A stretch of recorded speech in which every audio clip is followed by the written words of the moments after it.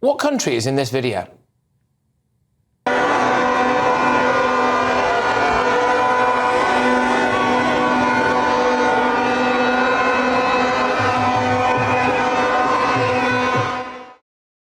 No, it's not Pakistan. That is Wilmslow Road in Manchester, where people celebrate Pakistan Independence Day.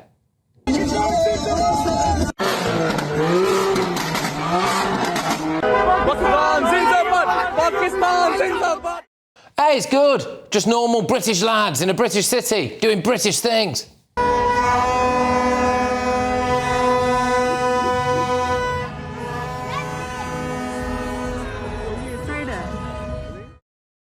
Not just Manchester, though. This was Ilford in London.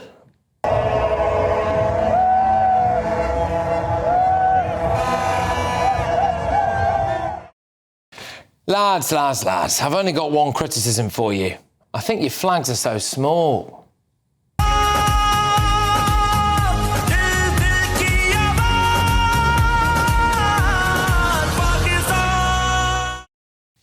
That's better.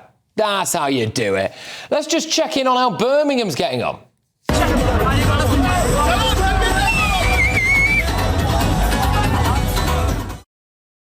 That's the same Birmingham that hosted a pro-Palestine protest on Remembrance Sunday. Because it's all right to celebrate Pakistani culture, but we can't commemorate our war heroes in peace, can we? Oh, and Birmingham Council got involved. They turned Birmingham Library into a giant Pakistani flag. Lovely stuff. So the council can light up public buildings in the Pakistani flag, but they can't organise bin collections. Oh, I mean, I'm trying not to be dramatic here, but the smell is absolutely overpowering, I'm afraid. There's flies everywhere. Yeah. They're raising council tax and letting the city rot in its own filth, but the Lord Mayor...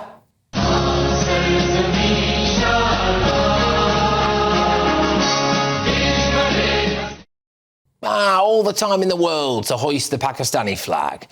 The council took down St George's flags from their streets because they said that they could put lives at risk.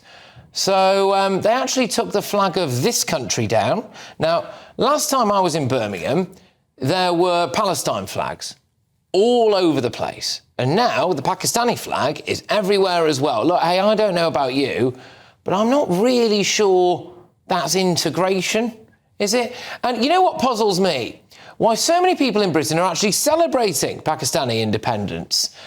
You know, I mean, gosh, there are obviously massive human rights issues in Pakistan, aren't there? I'm not sure it's legal to be gay, is it? I don't know how women's rights are getting on in Pakistan. What is the honour-based violence like over there? But hey, what do I know? Happy Pakistan Independence Day, everybody.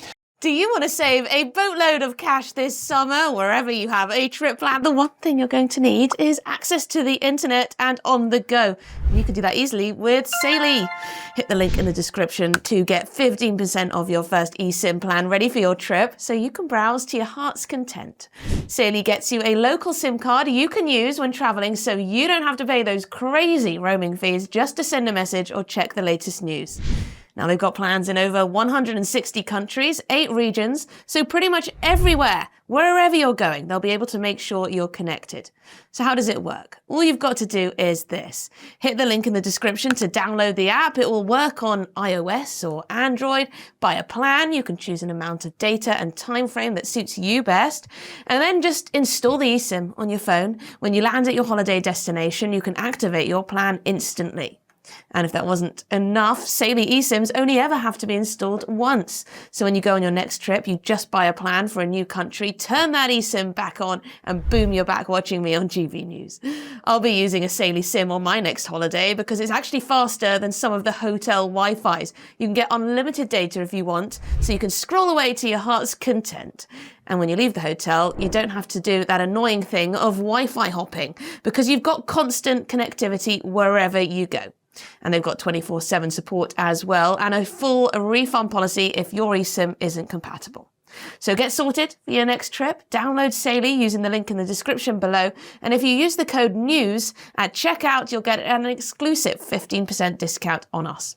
So click the link, download Saily, and use the code NEWS at checkout.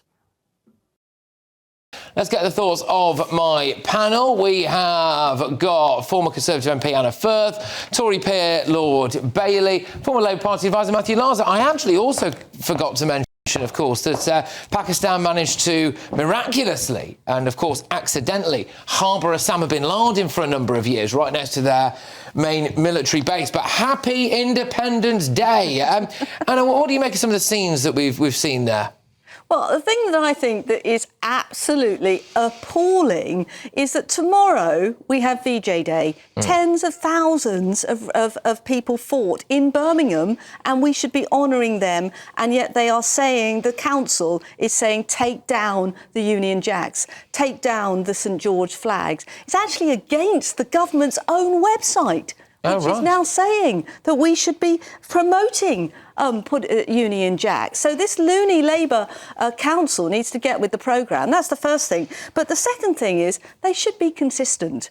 The Palestinian flags were flying for 4 months, and yet suddenly they're saying that they're going to take down Union Jack's flags. That's ridiculous. The third thing is if they have got time to be going around taking down our Union Jack flags, why aren't they collecting the bins? So totally the wrong priorities. Yeah. And the final thing is they should stop lying to residents. Your thing said that they said it was dangerous. It says online that they've told residents that they must take down all these Union Jacks in Northfields and Wheelie Castle because they might be a health and safety risk to motorists. That is a lie, in my opinion, and they should not. They should treat residents with more respect. Well, I mean, I was there in Birmingham reporting on the bin strike a couple of months ago, and from lampposts were loads of Palestinian flags. So, I mean, the idea now that the British ones are posing a risk to motorists, but the Palestinian ones on Allen Rock Road aren't, I find a little bit suspect, to be perfectly honest with you. But, Sean, I mean, so we might as well stick with Birmingham on this, lighting up the library in the Pakistan flag, the Lord Mayor out, hoisting it high. I don't know, is it integration? Look, there's a couple of things. If a community wants to put on a celebration for their own independence, that's absolutely fine. But I actually think it should be against British law for a council to do it for a couple of reasons. Firstly, my parents are Jamaican. There's a huge Jamaican community in this country. They never spent any money about our Independence Day, which was last week. We celebrated last week. I didn't see anything there. And why that's important, because if you're going to celebrate one, you have to do them all. You cannot do them all, so you should do none. That's the first thing. The second thing is we need to have some respect for this country. You couldn't go to Pakistan and take down Pakistani flags because the government would rightly have something to say about it, and so would local people. So why is it okay here? It should not be okay here. It should be against the law. Somebody needs to do something about it. It's really important. And the third piece is this. We should make sure that our councils are not inheriting international politics. You might have a very comfortable community here, Pakistani, African, Jamaican, whatever, right? But something they do might ignite something internationally. So we, as a country, should mandate our councils not to have anything to do with it. You listed a number of things that Pakistan could be viewed dimly over. So why is a council spending its money doing that?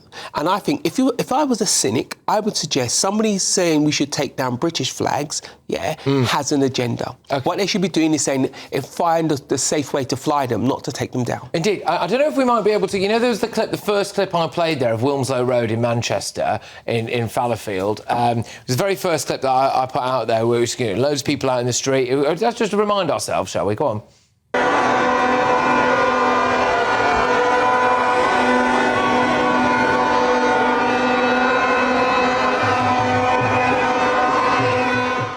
I am actually just getting it in my ear that we have got some breaking news on this very issue, actually, as well. So let me get that for you right now.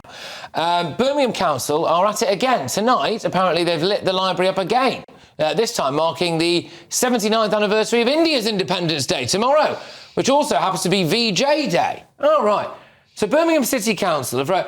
Tonight we will be lighting the Library of Birmingham orange, green and white. It's on your screens now if you're looking at it, to mark the eve of the 79th anniversary of India's Independence Day, which is celebrated on August the 15th. Now, of course, we couldn't preempt anything, but I'm assuming that library is going to be lit up like a Union Jack tomorrow when it's VJ Day. It's going to be lit up in purple, white and green tomorrow for VJ Day, apparently. Okay. Yeah, I'm not Well, at sure least it's why. being commemorated These are in the some colours way. that have been adopted for the the day itself. Well, as long as But the point, but here's the point: a British celebration should take precedence first, and that should be mandated for our councils to follow. Yeah, OK. That initial clip there, Wilmslow Road, I didn't know it well, obviously. I know it very well. I went to school literally just off that road there. My mum lived about 4 miles further down in a straight line. But what I thought was interesting, though, was like, OK, so you can just block a road, can you, and all pour out onto the streets, and that's absolutely fine, and be hanging off lampposts and doing whatever you're doing. Didn't see a single police officer there. Can you imagine if that had been England football fans? Absolutely. I mean, Patrick, I have sat on a number 42 bus going down the Wilmslow Road countless times, and whether it's Pakistan Independence Day or Eid celebrations, etc., basically it becomes a completely lawless environment because there are no police. It is literally just left to people to celebrate. And whether celebrations are a good or a bad thing, they need to be ordered because, just as you say, whether it's a football celebration or anything, it needs to be ordered. So, you know, I frankly thought about two-tier policing before it was fashionable. When it came to the Wilmslow Road, very passionate. Literally been stuck for hours trying to get down what's the main thoroughfare in South Manchester. As far as Birmingham's concerned, I can just say to my Labour colleagues in Birmingham, this is an absolute disgrace. I'm really angry about this. You said in your introduction, Patrick, questioned some of the issues about Pakistan. I double-checked. It is illegal to be lesbian or gay in Pakistan. Right. Yet we have the mayor of what claims to be, I think Manchester is, but what claims to be the second city of our country, celebrating the independence and the government of that country. It's one thing to, I think Eid and religious festivals should be marked. This is a political celebration of a country which does things that would see me potentially thrown in jail. And yet, I tell you what, if Donald Trump went to Birmingham, I'm not sure he has any plans to, but if he went to Birmingham, I think you'd find that there would be protests on the streets from the council leader and others, saying how right-wing he is. Well, you know what? Pakistan ain't great on many of the liberal causes that, are passionate on my side of the political divide. I mean, I don't know. Look, hey, I could be wrong on this. I don't know. But the implication that I got from that was that people maybe preferred a new, not new, 77 years, independent Pakistan than here in Britain, which begged the question to me, why live here? Well, I mean, I would put it the other way round, though, Patrick. Why in this country would you have any problem with our Union Jacks being up in Northfield in Birmingham? It's the inconsistency of it. Those people in Northfield want to celebrate. They're patriotic. They've got VJ Day tomorrow. Why aren't they allowed to celebrate? They should be supported. They should be supported. Celebration, Sean, of various different because that's the latest thing tonight, by the way. That's the celebrating India's independence. Okay, but all of this Pakistan stuff. Why is it absolutely, totally, 100% fine in London, Birmingham, and Manchester to bring entire streets to a standstill to celebrate Pakistani culture, but it doesn't seem like it's okay to do that always for British culture? And that's the point, isn't it? I say it again. If a community wants to celebrate itself, I come from Notting Hill. I've Nottingham. It's a celebration of what it is to be a Caribbean. I'm Jamaican. That happens to be our thing. Great. Organised with the police. The days are set aside, etc., etc. As Matthew said, it's an ordered affair. That's the community doing it. Yeah, we started that.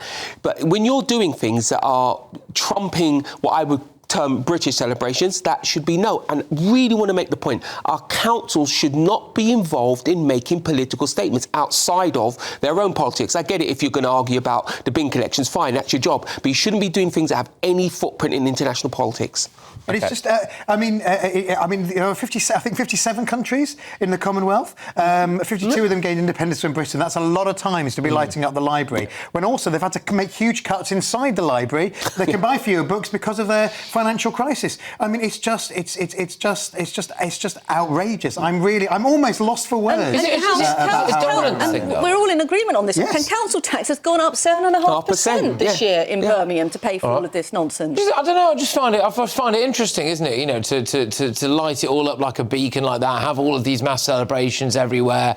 Really, I don't know. I mean, it seems like quite a strong show of force in a way, doesn't it? Really, but there's a big question, which is: has it ever been lit up up in the Union Jack on St George's Day? Is it in the St George's flag? Well, we'll see. We've got by this council. That's the important thing. By these councillors. All right. A spokesperson for Birmingham City Council said that it was not about removing specific flags, but about removing attachments. This is about the St George's. Specifically, it is about the St George's flag, by the way. But removing attachments for safety purposes. I've also got a little bit of background information here now. Birmingham has one of the largest British Pakistani populations in the UK. Lighting the library recognises the cultural, economic and social contributions of that community.